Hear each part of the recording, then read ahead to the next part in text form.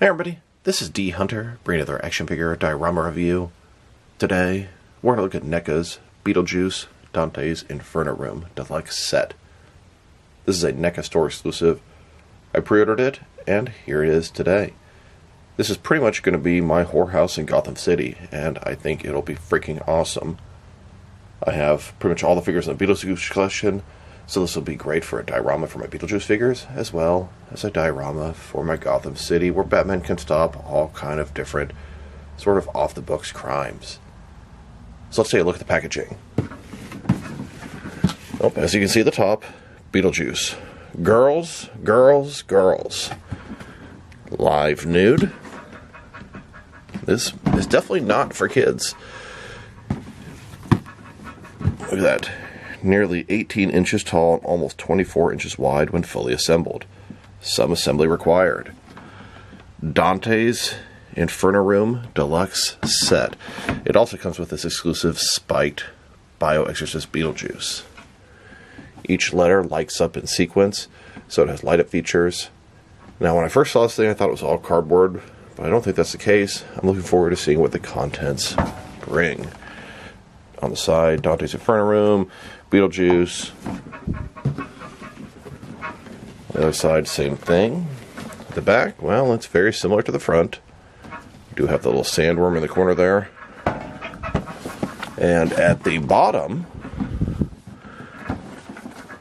we have some assembly instructions. And there is a barcode, if that helps. Looks like we do need batteries as well. Looks like AA or something pretty normal. So with no further ado, let's open it up and put it together. Alright, now that this diorama and figure out of the package, here it is laid out in front of you. Looks like a lot of it's hard plastic, and there's some cardboard pieces. Now, don't get me started on the value of this thing. I'm sure it's grossly overpriced, but it's still a cool piece to have. In this video, we are going to take a look at the figure, the accessories, height, and articulation, and then we'll look at the diorama and get it fully assembled. So let's start off with Beetlejuice first, and then save the best for last, and check out the diorama. So here's Beetlejuice. This is the Bio-Exorcist version, but he has the spikes coming out. I believe in the film, Beetlejuice was very small, living in the model world, and sort of added this big whorehouse. And then Adam picked him up. Beetlejuice spikes come out of him, puncturing Adam's hand, forcing him to drop Beetlejuice, and he can go back to his whorehouse and have his fun. It's a pretty cool looking action figure, but it's kind of impractical. In some ways, a little bit hard to handle. And if he's not standing up, it's going to be kind of hard to store him away, especially if you want to package him up in a bin. This is not the figure for that. So let's take a closer look. I think it's a really cool idea for an action figure, and I was sort of expecting they would make one. Of course, making it super exclusive is a little rough. You wouldn't be able to put this in traditional packaging. It wouldn't fit on the shelf. We'd have to smush all these spikes. They did an excellent job packaging up this figure. It was in a clamshell and had like sort of a big bubble down here. So looking at his face, this is sort of the angry, disgusted looking Beetlejuice. The hair looks good. He's got that moldy stuff between his hair and his forehead. On the side of his mouth, he's got that red sort of Hawaiian shirt, his trench coat. One thing I noticed is the spikes are connected to the body. They're not connected to the coat. Like, you could lift the coat up over the spikes and potentially pull it off, which is very interesting. I guess some of these spikes are on the coat, but some are coming out of him, and tons on the back. Like I said, it's kind of hard to handle him. Just got to hold his legs, but it's actually really cool looking, that's for sure. On the inside here, regular pants, kind of fat pop belly. I like it. It's a really cool idea for an action figure, visually pleasing, and he's unique because he's super exclusive. And a closer look at his face and head sculpt, he looks mad, angry, like he just finished yelling. Michael Keaton was so good in this role, just so weird, unique, and interesting. And don't take this guy lightly. He will prick you if you're messing with him. I'm over here trying to pull off his hands, break him down, and look at that. This guy. And then here's the figure, broken down as far as he can go, with all of his removable parts detached. Now let's check out his accessories. He doesn't come with any traditional accessories. So let's start off by looking at his hands. He has a total of 5 hands, 2 left hands, and 3 right hands. Here he is with his first pair of hands. These are his open, outstretched hands. And here's his second pair of hands. These are a pair of default hands. They would look good relaxed at his sides, or possibly with his arm around a girl. And he has 1 additional right hand. This is a pointing hand. Now let's look at his faces. He has 4 of them, and each one has a unique expression. Here's his first face. This is one he came with in the package. I think this face is perfect for this guy with the spikes. He has a look like he's maybe angry, or maybe he's just dumb and doesn't understand something. Like I said, I think this is the perfect fit for this guy. Here's his second face. This one has a smiling expression, and the likeness is just so damn good. I guess this face might be more appropriate for this guy, depending on what's going inside of the Inferno room. And his third face, this one has that creepy smile and that really intense look. And then his fourth face, this one has the angry look. Now to check out the differences, reuse, and similarities between this Inferno room Beetlejuice and the Bio-Exorcist version. They're both Ultimate figures, and they're both pretty much in the same outfit, just one has the spikes. So, the coat is similar, but of course this one has holes in it, where some have the spikes permanently attached, and some have the holes with the spikes going all the way through. It is the same sort of shirt underneath, but the torso is different. It looks a little fatter on him. You can kind of see more of the belly. The arms, I'd say, are definitely the same. I'd say everything is probably the same from the waist down, the same mismatched shoes and socks. I really enjoy having both these versions. The sort of traditional one in this look, and then the crazy spiked version. Now that we've taken a pretty good look at the figure and his accessories, let's check out his height. From bottom to the top of his head, standing about 7.3 inches tall, which can translate to about 18.5 centimeters. And for his articulation, starting with his head, of course, you can rotate side to side. He can look up, not that much because the hair obstructs it, down about that far. Yeah, can't really tilt his head from side to side either because the hair. Shoulders on the ball joint goes out, about this far.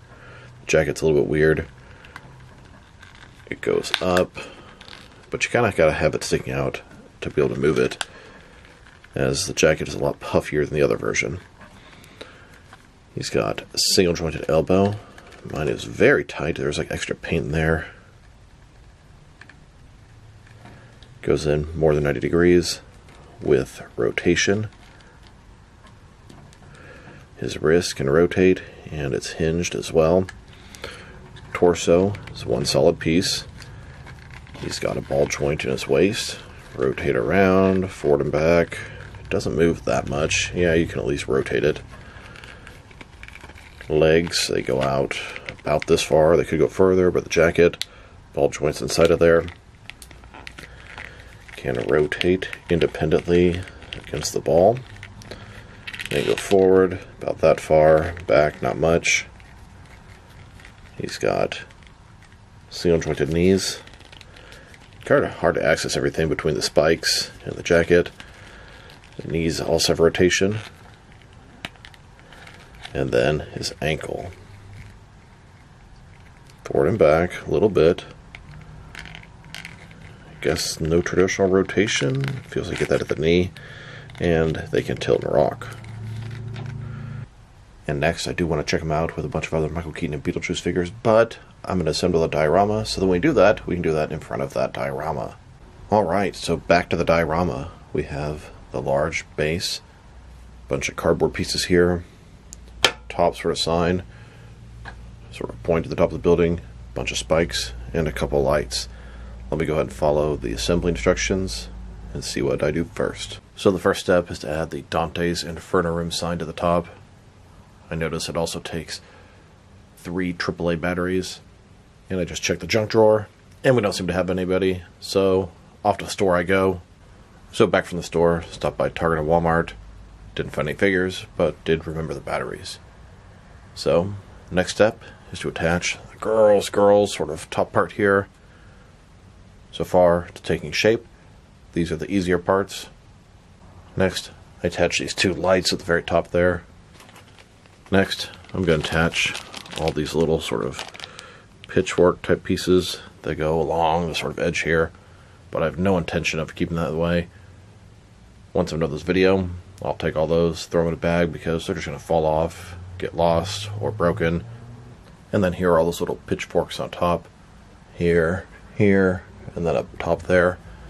It does come with 8 extra pieces, I guess in case you lose or break one. And then we entered some cardboard pieces. The bottom is air conditioned, live nude, main entrance, little stone wall, and then the curtains over the window here. And then the last touches. A little bit of fire on top of Dante's Inferno room sign at the top. And then this entrance to the main doorway, which is the devil's mouth. Dante's Inferno indeed. And the very last step, this is where you put the AAA batteries into. There's a button, takes a small Phillips screwdriver, and to my surprise, it has a USB 3.0 port as well, so I guess you don't need batteries, and I didn't realize that. I actually drove all the way to Walmart, picked up some batteries, brought them home, and I could just plug the cable in there. But that's pretty cool. You have numerous different options, however you want to charge this thing up. And there you have it. Diorama complete, fully assembled. Now, what are my first thoughts? It's pretty cool. It's really just sort of an outer entrance to a strip club or whorehouse, whatever you want to call it. It would have been really cool if the doors actually functioned. They were plastic, swung open and shut. But I didn't really expect it to be that intricate. I mean, it works pretty nicely. You can have some figures in here in front, standing in front of it. There is surface area on the second floor for them to stand up there. It's really just a background piece to look cool, and I'd say it definitely does its job. You can use this for your Beetlejuice collection. Hell, I could see Joker sort of using this as one of his layers, like a fun house. Lots of cool stuff in store for this diorama for the future. And to take a closer look at everything. So, starting with the background, it's air conditioned, live nude. I can see why this would never be sold at a retail store. It's got sort of metal support here. Then we have the entrance. Sure, that part's cardboard, and really so is the doorway, but the bottom's plastic. More sport beam. And of course, girls. Now it does say it. Come on, get out there 3 times. Well, I guess it just says it twice. Girls. And then if you go further up, we have the Inferno room. Got a little room there with lights, curtains. God knows what's going on in there. Well, I think we do know. And then you can see it does have some play and display area on the second floor, so you could have a row of figures lined up here if you want your entire Beetlejuice collection there, or just a bunch of strippers or whores. And as we go to the top, girls, all those little sort of pitchforks. Dante's Inferno room, cardboard fire on top. And the backside is unfinished as heck. This is what it looks like.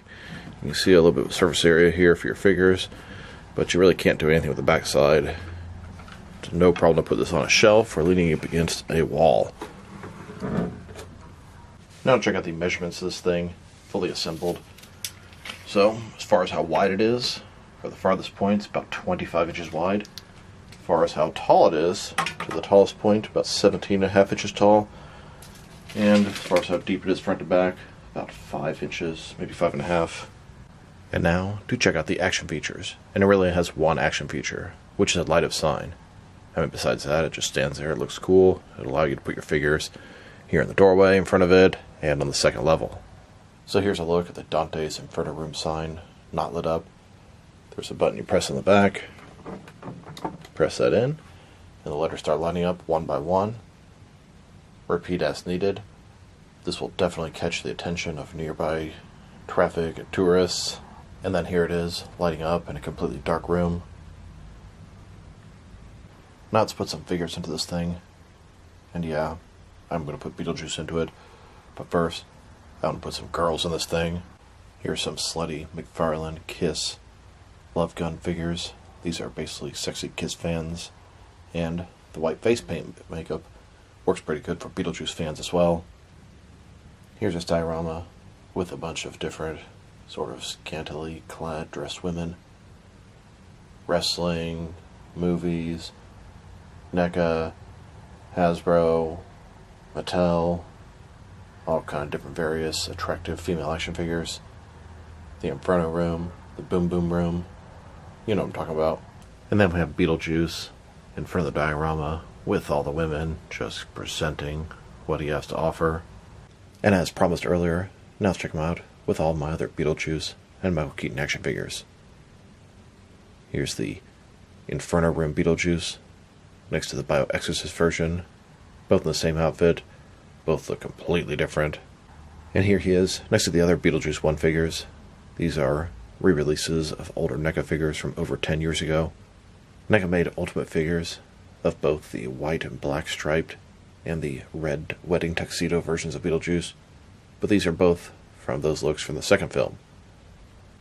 Here, look at all of my Beetlejuice figures. I believe I have all of them that NECA has to offer. I'm looking forward to the upcoming Beetlejuice accessory set, and I've heard a rumor that there's a Beetlejuice and Sandworm 2-pack, Beetlejuice in a sort of Matador type look from a commercial in the first film. Yet to be confirmed, but that accessory set looks awesome. Here's the NECA Michael Keaton Beetlejuice next to the NECA Michael Keaton Batman, two of my favorite Michael Keaton films. NECA actually made 3 variations of the Michael Keaton Batman, one for the Nintendo Entertainment System, one for the movie, and one a Tech Shield Kenner homage figure. Here's Beetlejuice next to all the McFarlane DC Multiverse Michael Keaton Batman figures, 2 for the Flash movie, 3 from the '89 film, and there's 1 from Batman Returns coming soon. Then, next to the Mezco 112 Collective Michael Keaton Batman. Next, with a couple of SH Figure Arts Keaton Batman figures. Here he is, next to a McFarlane-style custom Michael Keaton Batman, and here, with an older custom Bruce Wayne in civilian attire that I threw together. Here, look at all of the officially licensed Michael Keaton figures I have in my collection. I believe I have all of them in the 6 and 7 inch scale, except for maybe the Hasbro Marvel Legends Vulture. So overall, it is a very cool diorama from a very short part of the film. Surprised they would make something so obscure that's kind of so expensive. Now, I don't want to talk about the value of this thing. I don't want to look up how much I paid for it. I'm sure it's far too much. Still, if I go back in time, I definitely would have got it again. Getting a diorama like this is not something you're going to get very often for your 7 inch collection. This is literally sort of a strip club or a whorehouse. I mean, I can put this to such good use. The gangsters in Gotham City running this thing, taking money off the top, smuggling, doing God knows what out of this thing. Batman's been watching them for weeks. GCPD just can't build a case on them, etc. Hell, it could be the entrance to sort of a little fun house that Joker has. And then, of course, it's a great place to put all the Beetlejuice figures. So if I were to rate this thing, I mean, it's basic. It is. It's very expensive, very well detailed, but you don't have a lot of room. The figures can't go in and out the door. Honestly, it feels underscaled for the 7 inch scale. I'm probably going to have to give it 6.5, 7 out of 10. I mean, I like it. It's very cool for the theme of what it is. But as far as an actual diorama, playset is garbage. For a background piece, it's pretty cool, but it's still underscaled. And you can't really do anything besides put some figures on here, which I guess is the whole point, just to have a cool display set. Anyway, I'd recommend it only if you really like Beetlejuice, or if you really want this type of diorama, which, frankly, I was in both categories. But if you're on the fence, it's probably not worth it. Still, if you love dioramas like me, you will not get another chance like this. Although, to tell you the truth, I think that chance already passed. I think it sold out. It was pre-order a long time ago. Anyway, it's good, underwhelming, but still very cool. So this is D Hunter. Thank you for watching this video. If you liked the video, press like below. If you have anything you want to say for the video, add to the comment section. If you want to see additional action figure and action figure diorama reviews from me, press subscribe. I do appreciate you do that. Once again, this is D Hunter. Thank you for watching, and I'll talk to you guys real soon.